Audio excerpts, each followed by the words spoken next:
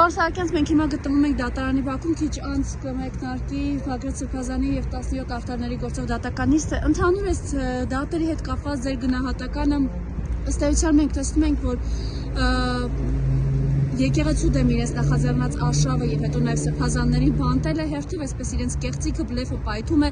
Մենք անպայման նաեւ կուզեմ խոսենք Արշակ Սրբազանի գործով, ինչպես մերկացվեց այս ամեն ինչը, որ կեղծել են։ Խնդրեմ ես հիմա այս դատի հետ կապված ձեր տեսակետը։ 18 թվականից սկսած հնչել է մի ֆրազա հնչել Նիկոլի շուրթերից, որով եւ ուղղորդման միջորս։ Դա այն է, որ այդ մի դատավորն է, որ իմ հրահանգը չի կատարի։ Երբ որ նաև որակում էր վնգստացող դատավորներ։ Ընդ որում որակերով իրենց վնգստացող դատավորներ։ Նշանակում է, որ 18 թվականից ի վեր դատարանները ծառայում են մեկ նպատակի, դա մաքսիմալ հեռացնել բոլոր ցանկացած վտանգ, որը որ սպառնում է անձամբ Նիկոլ Փաշինյանին, այլ ոչ թե նույնիսկ վարչապետի ինստիտուտին, հենց անձամբ Նիկոլ Փաշինյանին։ Դե կարծում եմ այլ ինչ-որ կապեր կա ստերեոթի, իմ կարծիքով, եւ հնարավոր է եւ ինչ-որ այլ ինչ-որ բաներ կան, կապեր կան այդ հարցի շուրջ։ Դրա համար ակնկալել, որ ինչ-որ մի բան արդար կլինի կամ կլինի, իսկ Նիկոլի դեպքում ամեն անարդար բաները շարունակվել են ցավոք։ Արշակ Սրբազանի դեմ, որ հաստատվեց նաև միջազգային 3 ընկերություններ հաստատեցին կեղծված տեսանյութի հետ կապված, ինչպես են իրենք այդպես կեղծիքը մանիպուլյացիան գցում հրապարակ։ Շատ հեշտ, որտեղ իրանք միջ օրս պահպանում են իրենց աթոռները հենց կեղծիքով, մանիպուլյացիաներով եւ ցավոք սրտի հասարակությունը դա կուլ է տալի եւ ցավոք սրտի հասարակությունը դրա հետ հաշտ է իր մեջ եւ կուլ է տալի այն ամենը ինչ որ կտերը որ տալիս են։ Այդպես որ ամեն ստորության մենք այսօր պետք է պատրաստ լինենք ներկայիս իշխանության կողմից։ Տեսեք, կա նաև այսպիսի տեսակետ, որ իրապես հիմա այլևս իրենց վախերը ջրի երես են դուրս գալիս։ Մանավանդ տեսեք, իրենք հասկացան, որ թոշակառուներն ինչպես ծաղրեցին,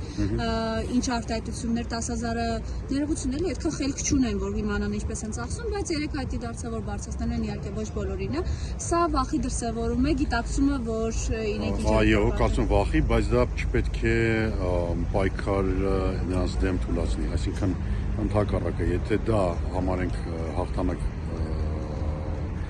ընդդիմության կողմից, իսկ ես դա եմ գնալ, որտեղ պրեսինգը շատ ուժեղ էր եւ արձագանքը շատ տեղիներ ու շատ հաջող կարծում ստացվեց, նրանք ստիպված եղան գնալ քայլի եւ բարձրացնել այդ թոշակները, բայց չպետք է թույլատնել պայքարը եւ ընդհակառակը հասկանալով, որ նրանք իսկապես ունեն վախեր վերարտադրման, պետքա սխմել այդ վախերի վրա եւ շարունակել մերկացնել են ամեն ինչ որ նրանք անում են այսօր։ Բլոյից նաև մի բան էլ պետք է պատրաստ լինենք, ես չեմ զարմանա, որ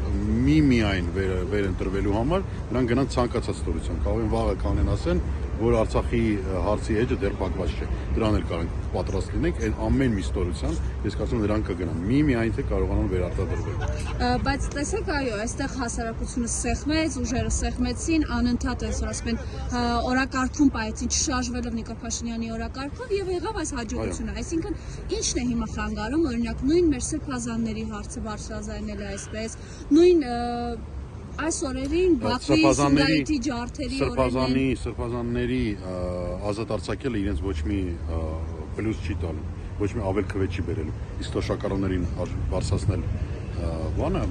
թոշակները, դա իրենց կարող է պոտենցիալ կա այդ քայլի մեջ, որ կգան եւ կկրակեն իրենց օգտին։ Բայց գիտեք, հարցումները ցույց են տալիս, որ թոշակառուները չեն մոռացել իրենց վիրավորը։ Ամեն դեպքում նրանք պետք է այդ քայլի գնան եւ հույս պետք է փայփայեն, որ կարող են թոշակառուների քվեները անցկացնել, բերեն իրենց կողմ։ Աստված տա չհաջողի դա իրենց, Աստված տա, որ մեր թոշակառուները շատ ավելի խորամիտ եւ իմաստուն կգտնվեն եւ ճիշտ կգնահատական կտան նույնիսկ այդ քայլի։ Եվ այս օրերին Սումգայիթի, Բաքվի, Կիրովաբադի ջարդերի օրերն են, տեսեք,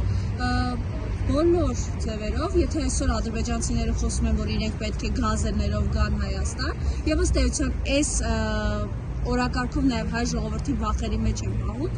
Ուղիղ հակազդեցությունը այն է, որ այս ջարդերի հետևանքով մարդիկ, որոնք մազապուրծ են եղել եւ իրենց սերունդները, խոսքը գնում է 800,000 ավել հայերի մասին, որոնք պետք է վերադառնան Բաքու, Կիրովաբադ, Սումգայիթ, այս հարցը պետք է սեղմել որպեսզի Ես կուզեմ մի բան մենք հասկանանք, իմ կարծիքով այդպես։ Նախ ոչ մի հայ չի վերադառնալու երբեք Բաքու, մենք դա շատ լավ միջազգային անվտանգային երաշխիքները որևէ պարագայում ես չեմ հավատում, որ որևէ հայ իրեն անվտանգ կզգա ցանկացած ադրբեջանական քաղաքում, դա մեկ, դրա համար կարծում եմ երբեք ոչ մի հայ չի վերադառնա։ Երկրորդը, այն ինչ որ անվում է Ադրբեջանի կողմից, ես նույնպես չեմ հավատում, որ ադրբեջանցի ընտանիքներ, ժառանգներ եւ այլն նրանք են վերադառնում, որ դրանք ամենքի մեծ որ ռացիոնալ լինեն։ Կա տուն ունեն Բաքվում, Սումգայիթում, ական որտեղ է Կիրովաբադում, որտեղ են ապրում դրանք։ Նրանք արդեն տնավորված ապրում են եւ այլն։ Այսինքն այն ռեգիոնները, որոնք օրինակ ազատել են, պահանջելու են ազատել մեր կողմից, լսվել է շատ ավելի վտանգավոր եւ շատ ավելի սարսափելի մարդկանցով եւ կարծում եմ այն քանակը փախստականների, որը որ օրինակ նույն Եվրոպան չի թողնում, որ Թուրքիայի հետ սահմանները փակ են բանում, չեն թողնում, որ Եվրոպան մտնեն Թուրքիայի ճանապարհներով, ըստ երևույթի պատրաստվում են լցնել հենց մեր տարածքներում իրենց խոնարհ ծառաներով, ովքեր որ պատրաստ կլինեն ցանկացած պահի զենք բարձրացնել եւ ապստամբություն բարձրացնել հենց Հայաստանի ներսում։ Ես կարծում եմ մեծ առումով Թուրքիա եւ Ադրբեջանի պլանները դրանում են կայանում։ Իսկ որ հայերը չեն կարողանալու ապրել արևմտյան, то есть չեն կարողանալու ապրել։ Դե փոխհատուցումով ամեն ինչը պետք է էս միջազգային չեմ հավատում դրան, որ որևէ հայ կուզենա ապրի Բաքվում։ փոխհատուցում գոնե դրան պետք է հասնել Չեմ ամեն հավատում ինչ։ այդպիսի բաների, Մարիամ ջան, մենք այնպես բաներից ենք խոսում, այստեղ մեծ գեոպոլիտիկ խաղեր ա կատարում եւ Թուրքիան այսօր Թուրքիան ու Ադրբեջանը ամեն ինչ, ինչ որ ձեռնտու է իրեն։ Որևէ բան, որը որ ձեռնտու է Հայաստանին, այսօր չի կատարվում։ Շնորհակալություն։